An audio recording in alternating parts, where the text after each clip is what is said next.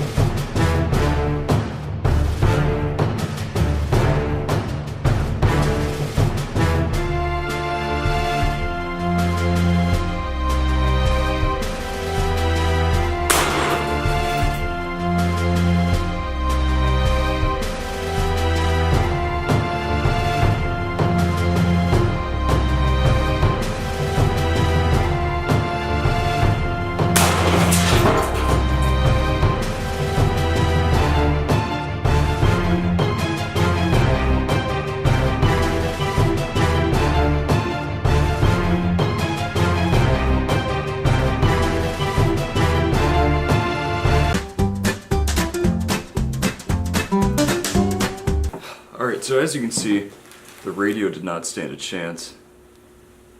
That was the first shot right there, it just went right through the screen.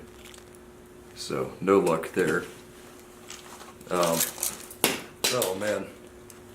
The rest of the shots just kind of ripped through it. As you can see. And just tore right through the back and everything too. So. Here's the side view. So, as you can see, just really stood no chance whatsoever.